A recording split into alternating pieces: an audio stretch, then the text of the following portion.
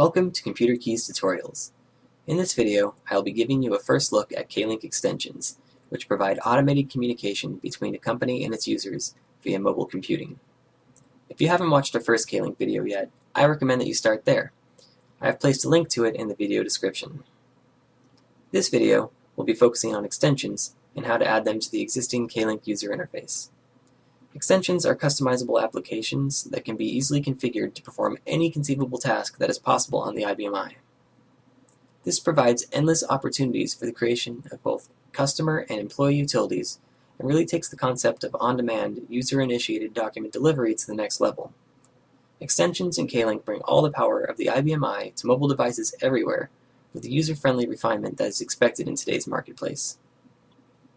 The simplest way to understand the ease and versatility of the kLink system is to look at an example extension.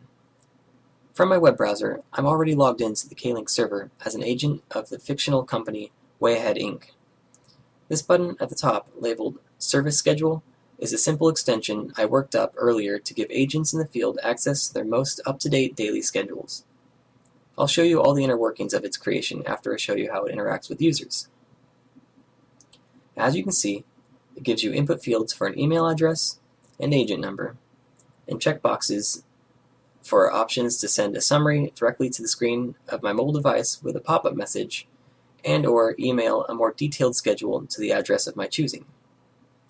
Because I am logged in with kLink, the system already knows who I am and is able to autofill the fields from my account data. I can change the email address if I want to, but if I change the agent number to an invalid number or to a number that my account does not have access to, the validation check will catch it and give me an error message. Invalid agent number. It must be one of your registered links.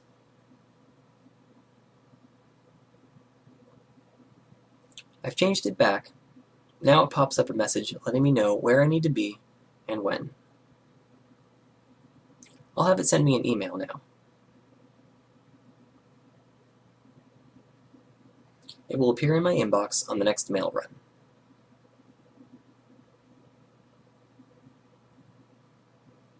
Here it is, as simple as that.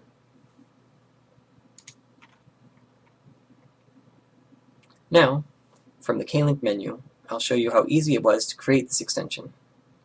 Item 33 brings up the Customer Extensions menu, and the Service Schedule extension is listed here.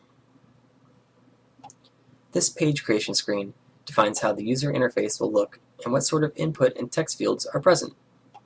It can accept HTML code, and if a line is too long to fit here, you can use a plus sign over here to extend the entry for as much data as you need.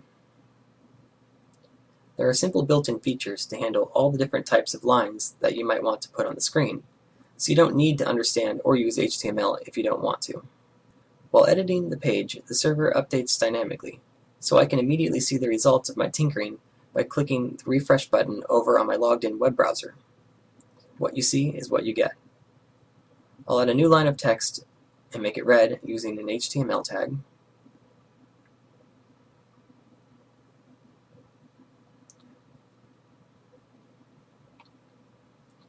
I'll make the words email address bold.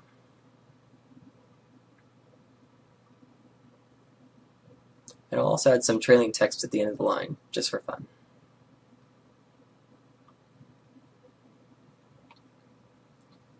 For testing, you can disable an extension by typing your user ID up here. While disabled, no one but you will be able to see the button for that extension when logged into the kLink server. Back in the browser, I'm hitting the refresh button, and the changes that I just made in the page creator are displayed. I could have also added header objects along with the normal text, or used other HTML tags to make the fonts bigger, smaller, italicized. Objects such as drop-down lists, checkboxes, radio buttons, and input fields that can accept anywhere from 1 to 1,000 characters can also be added. The page creator can currently put up to 30 objects into an extension. After defining what a screen looks like, we need to tell the exit program how to handle input validation and make responses to the user. We have provided a skeleton for your exit program, Each input object from the page creator is automatically sent to the exit program and stored in a 30-object array. An object's number in the array corresponds to the line it appears on in the page creator, so before I switch over to the exit program, let's take note of what we are sending to it. The email address is an object 5, and the agent number is an object 6.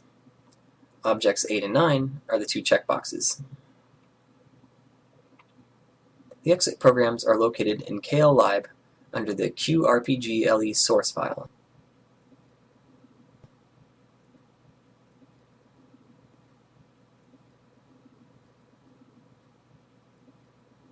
This is the exit program for customer extension number 1, our service schedule extension.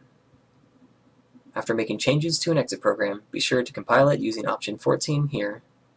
For now, I am just going to display it using option 5. Within the exit program, you can open up your own files to use for data validation. This extension opens the user file to check what links the user has access to. In this case, the links are agent numbers. All the logic for the extension is located down here at the end of the program. Remember, object 6 contains the agent number. I moved it into a field called agent for clarity. If a user leaves the agent number blank, the extension gives the error message, "You must supply a valid agent number." As I showed you earlier, if a user tries to access a number that they do not have a valid link for, the invalid agent number error is displayed. Next, object 5, the email address, is moved into a field called email address.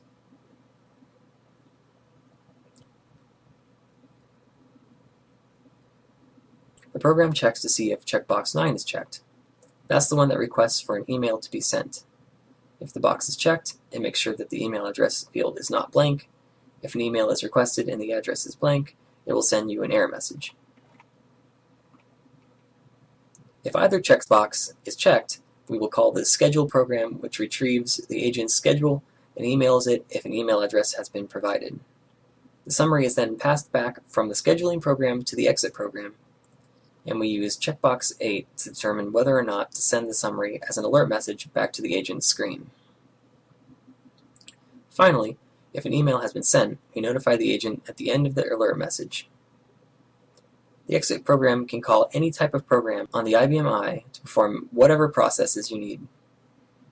Users can now ask for what they want and have it delivered to them automatically on demand. A company can ask for additional information from its users as well by having them fill out things like surveys and order forms, and other business information can be instantly disseminated upon request, such as delivery dates and tracking numbers. The possibilities for custom mobile applications are endless. As you can see, creating an extension is easier and more powerful than generating a similar application on a green screen menu, and has the added benefit of being available instantly to logged-in users on any device with an internet browser. The extensions can respond back to the user in a variety of ways. I've shown you the pop-up notifications that can appear on a user's screen, informing them of such things as tracking numbers or subscription statuses. Emails with or without attachments can be generated and sent to a user or out on user's behalf. Files can be printed or faxed. Text messages can be sent. Applications can be configured to allow employees to remotely initiate business processes at any time with just a touch of a button on their mobile devices. Documents such as invoices and shipping information can be generated automatically and dropped into a user's kLink folder or into an internal data queue for processing. In short, users can remotely and securely ask the IBM I to generate documents or retrieve information that they need and then have it delivered to them in the manner of their choosing. kLink is an extremely open-ended and versatile tool that provides businesses with a cost-effective and non-labor-intensive way to extend the IBM I into mobile computing. Thank you for watching. Don't forget to check out the other videos on our channel. You can visit us at computerkeys.com to download a free 30-day trial of kLink or any of our other complete software packages.